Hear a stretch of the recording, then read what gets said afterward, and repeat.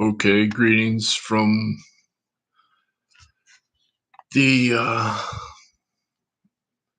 just outside the Minneapolis military siege. There was a fascinating new talk on Planet Critical with Roger Hallam, who's a climate or global warming activist in the UK, and he's in prison currently for civil disobedience.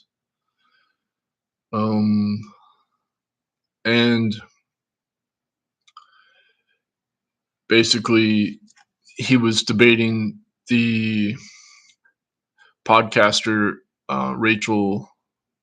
I forgot her last name, but she's a journalist who has worked with the indigenous people in Western Papua who rely on guerrilla armies to defend their land against the military regime. I don't know if it's Indonesia or whatever. It's just like industrial incursion. And so basically the topic is it better to use the nonviolent methods that Roger Hallam relies on, or are such methods sort of like essentialist in terms of being patriarchal, by claiming a sort of objective, intrinsic authority, moral authority, as Rachel kind of cornered Roger Hallam about. And so his argument was, well, he's a Taoist, like his approach to farming, like permaculture, where he focuses on the soil instead of the plant, and therefore metaphorically the plant would be like the state as the government and the soil would be the people. And so there should be, he wants to empower people to create a space for creating their own society that's free from this industrial, like, global warming scam. And basically I posted a long response that I reposted on my other YouTube video section, but essentially this is something that I discussed in my 2012 book.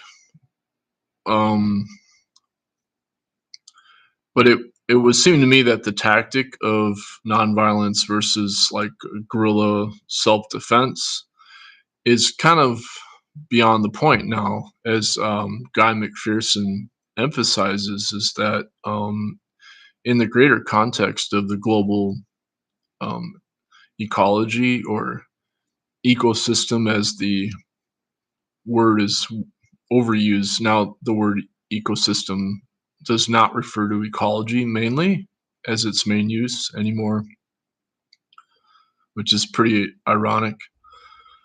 But even if society collapses, the damage done by abrupt global warming and the aerosol masking effect would lock in the accelerated heating that would then make it too hot to grow food at scale. So we have this large, like, globalized industrial society. So the argument is, well, maybe some people could survive, growing their own food. And Roger or Guy McPherson points out, well, there's over 400 nuclear power plants that would melt down unless they have this intensive management. And we're already seeing this where, I mean, the whole AI, like 40% of Wall Street is now AI.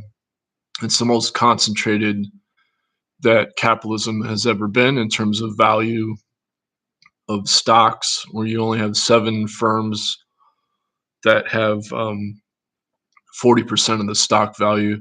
and now the argument is that those AI firms, they have to use nuclear power as the clean energy, so-called clean energy, because it doesn't add to global warming, which is not true, of course. But because of this religion of technology, people don't want to investigate the empirical evidence. They don't want to question the religion of so-called technological progress. And so they don't want to investigate, well, what has been the damage of nuclear power already, because most of the uranium mining was done on native indigenous reservations, and the nuclear power has always been interwoven with the nuclear weapons industry. So like you get two-headed babies from depleted uranium weapons made from the nuclear power byproducts or whatever. And I'm certainly no expert in anything, especially nuclear power, but I have worked with um, a nuclear activist, and I got arrested with a nuclear activist. So, I mean, I myself have a history of nonviolent civil disobedience, as nonviolent resistance, and Minneapolis has recently been claiming um, progress in terms of a mass movement of nonviolent resistance. So the tactic, of course, is to try to claim, just to like aggressively try to look for any kind of sense of violence amongst protesters, to claim they're terrorists. And I myself was included in a report of 12 activists in the U.S., and I was considered one of 12 top eco terrorists in the U.S. Back 20 years ago, I found the report online by Siberian Intelligence as for the fur industry, and it called me a habitual and multi-sector activist. And I was doing nonviolent civil disobedience. But it's like, it just proves that no matter what you do, there's going to be, like Renee Good was a terrorist because she was in her car. So if you have any kind of, I mean, the more vulnerable you are, the more you're going to get tracked down, and because these are predators as psychic vampires. And that was my final op-ed at the university, was the truth repressed by psychic vampires. And so what Dr. Helen Caldicott calls missile envy is this dynamic that Gregory Bateson calls schismogenesis, as the psychological understanding of fascism and Nazism. So you have this essentially ejaculation addiction that's driving a psychotic violence that targets the vulnerable, so children and whatever the male thinks they can get away with. But the problem is that the what I call techno-feminism, then plays into that same dynamic, because even like female chimpanzees were using spears to hunt meat instead of relying on the male chimpanzees, so the female chimpanzees would not get raped by the male chimpanzees. So you have the exact same dynamic in human civilization, techno-feminism. So basically, the women were competing to try to be more materialistic in their power on Earth, using technology as a way to try to escape the male rape, violence, and war. And of course, it's not going to work, because they're working within the same dynamic of that patriarchal ejaculation addiction or missile envy that's just accelerating in destruction of life on Earth. So there's this larger context of what I call ecofeminism, where the truth is what Roger Hallam was, getting to, which is what he calls the Taoist, where basically Mother Nature is inherently nurturing life. And so this is why, like, even so-called indigenous cultures, they're relying on patriarchal farming and pederasty in Papua New Guinea and um, Central America, the Nahua people culture that, you know, I mean, it's all around the world. So unfortunately, this is a deep psychophysiological problem that's hardwired into modern humans ever since farming developed with plow technology around the world 10,000 years ago. So this is what Stan Gooch was focused on, and I corresponded with Stan Gooch. He wrote a book called Total Man, and then his final books are about the Neanderthals and their paranormal powers, and essentially arguing that modern humans with industrial society are insane, that we are all insane because of this deep psychophysiological hardwired problem. And so, you know, in terms of the destruction of life on Earth, we get somebody like Jeff Bezos who argues that we need to leave Earth because we need to preserve Earth as a planetary preserve in the, you know, the solar system or whatever. And so you get this. This is what the religion of technology is. It's just a psychological projection where you just keep digging deeper and making the problem worse.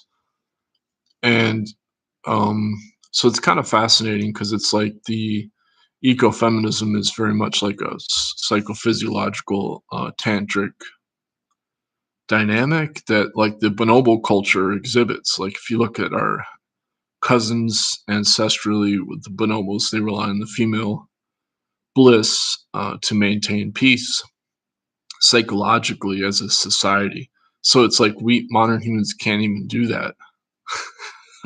If we could just get that basic step, um, and even with the bonobos, the scientists misrepresent the males, they do not ejaculate with each other, but that's the implication that the scientists have about the bonobos. It's not true, you know. So anyway, that's pretty much all I want to say. But everybody's just trying to survive, except for this elite predatory patriarchy, the techno-feminism is, and um so unfortunately, there's really no escape. There's nowhere you can go on Earth to escape this dynamic because it's abrupt global warming. It's affecting everywhere on the planet, um, as well as all the pollution. And so then you just kind of have to ride it out and try to understand what we are metaphysically. This is what, you know, Guy McPherson's point was, is that it's a predicament.